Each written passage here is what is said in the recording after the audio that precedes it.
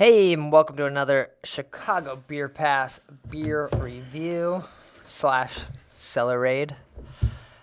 I picked up a handful of these Cruz Blanca beers on Black Friday. Or was it? So it was Black Friday. That was a. Or was it Saturday? I don't know. Day after Black Friday. It was. I think it was a Saturday, I want to say. But it was Black Friday weekend. Cyber Saturday. No, Cyber. That's Cyber Monday. Silly Saturday. I think on Silly Saturday. There's a fancy name for The Saturday after? after. Okay. But all their beers were wrestling themed. Yeah. They were all Imperial Luchadors. Stouts. Luchador series. Sorry, not wrestling. My That's bad. right. I think there's same thing. Yeah. So this is the Rey Gordo? Rey Gordo. Gordo, right. Yeah. It's a Imperial Stout aged in rum barrels. Gorgeous bottles. First of all. Right. Yeah. Got that little bunt, for lack of a better term, at the bottom there, so you can kind of just, present it properly. So you know that you're about to dive into something special. And we opened one maybe about a month ago now, maybe 2 months now. Dude. And we gushed I was. about it. I'm like, don't act like. Let's be clear. This is not the normal reaction to some of this stuff, because a lot of this stuff, either we sat on it too long, or it's too hot. Yeah. And or we're excited that we cracked open something from a certain brewery. Mm-hmm. But then it's rare, I think, that we're just like, man, that shit was banging. And you know what? That crew from Southern Illinois, I think, was the best example of. We were like, man.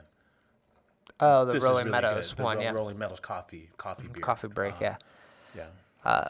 Yeah, the other one, I believe, was kind of fruit forward. I'm forgetting the name of it. Me too. We Yeah. still have a bottle of the Giant in there, the Under the Giant one. So that one's a little bit bigger, coming in at like 16%. This one's only 11.5. So felt a little lighter for today.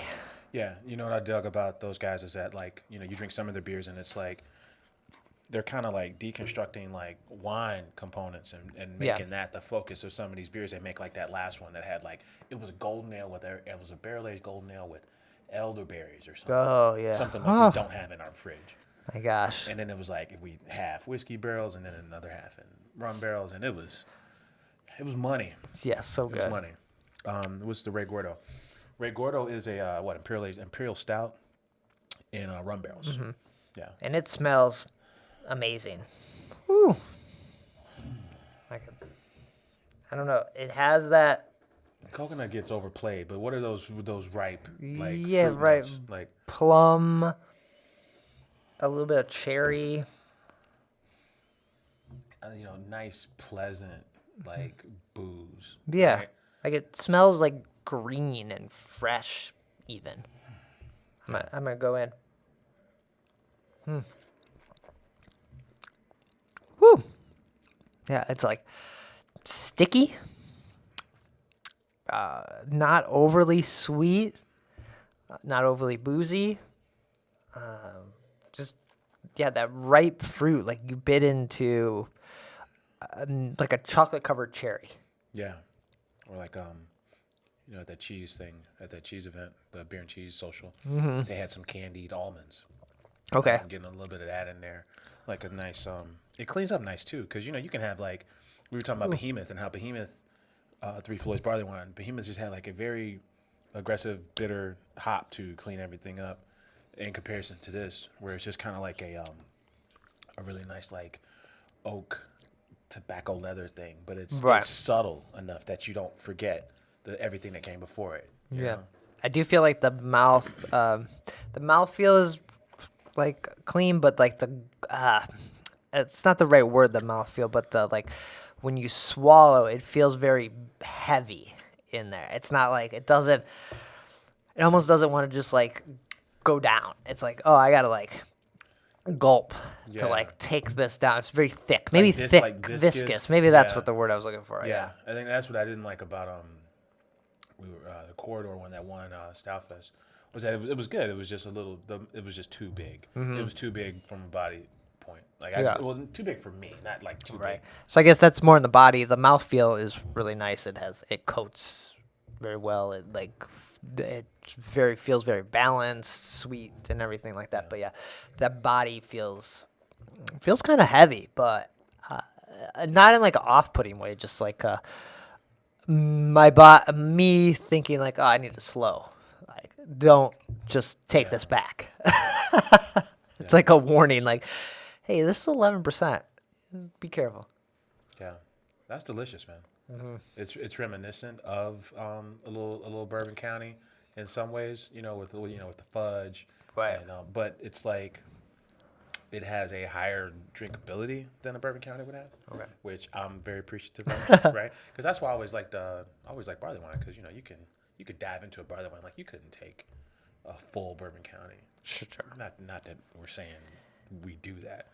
We're just saying if you wanted to, you probably couldn't. Yeah. I think the previous one we had was the Lady Lumpa. Lady Luminata. Yeah, that was the elderberry, the golden one. Elderberry golden ale. Yeah, they do. I wish I had more of those. Like this one's good, but This I one's wish good. It's not. It's not the other one. No. It's really good though. Yeah. There's something to be said about like just having like it's the right feel when you drink it. Yeah. Like, I don't know what the word is, but yeah. This is nice. I love that Cruz Blanca did this series. That everyone showcased like that was drastically different too. Like Goose Island, Bourbon County series, they're all the same. It's like the don't same base beer. Yeah.